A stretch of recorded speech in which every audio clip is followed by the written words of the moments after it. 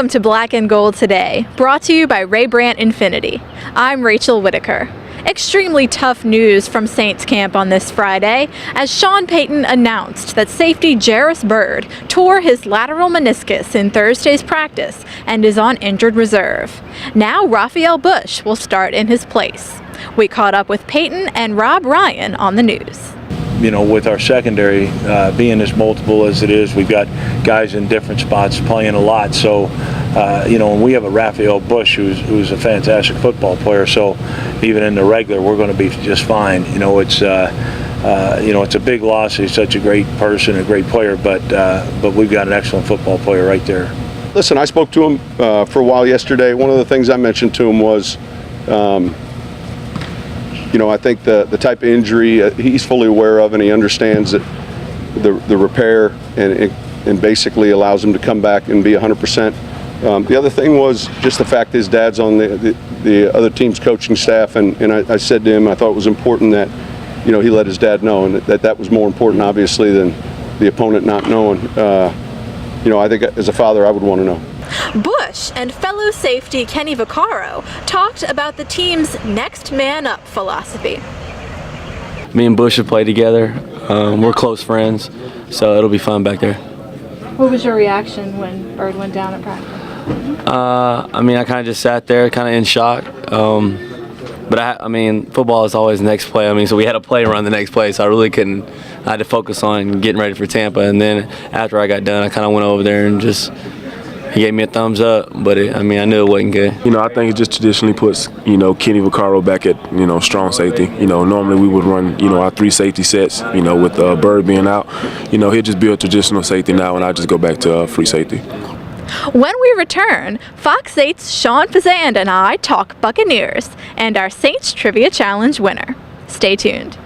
Affordable luxury is here at the Ray Brandt Infinity Pre-Owned Center. Over 100 of the world's finest luxury cars and trucks are on sale. Infiniti, Acura, BMW, Mercedes-Benz, Lexus, Porsche, Land Rover, Jaguar, and more, all within reach. And special low luxury financing rates makes it easy to buy. Affordable luxury is here at Ray Brandt Infinity of Metairie Pre-Owned Center, 3700 North Causeway Boulevard, Metairie.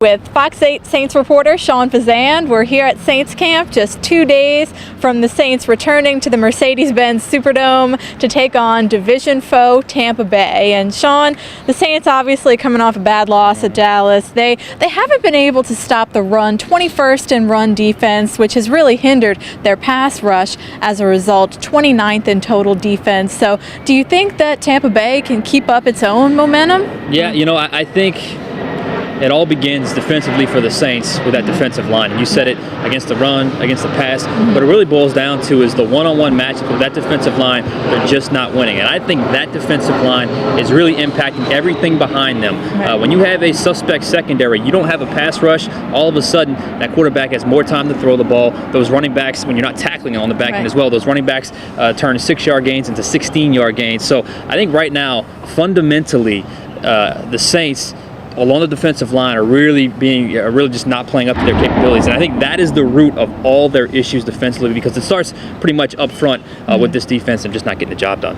Right. Sean Payton and the players have said this week that they want to make teams one-dimensional so that they can get more of that pressure, but easier said than done. So, Sean, you think the Saints win big at home? I do. I know it's an 11-point spread, I believe. I think the Saints cover. I think they go in. I don't think there'll be a big celebration after this game. I don't think the fans will be overly excited. I don't think the Saints will be overly excited. But the Saints need to go in, take care of business, win big, play well, go into the bye week feeling somewhat good about themselves, and come out after the bye and really kind of tear the season up and go with it. I agree. I'm going to pick them by about 10 points, right around the spread. So Saints should go into the bye week on a winning note. Well, coming up, we'll draw our Trivia Challenge winner. Back on Black and Gold today, it's time to pull our next Trivia Challenge winner. And this week's question was, When was the last time the Saints started 1-3 and still made the playoffs? And the answer, many of you remembered, 2000, Jim Haslett's first year as head coach. They went on to win 6 straight after that, and of course, their first ever playoff victory. Well, Sean, go ahead and do the honors again. Yeah, here. We have Steven Johnston from Jackson, South Carolina. All right, Steve. Well, up in Falcons territory a little bit. Thanks for playing. You are now the proud owner of a Marcus Colston plaque, which we're giving away this week. Well, Sean, thanks so much. Thank you for having me. And enjoy the game on Sunday, everybody. See you next week.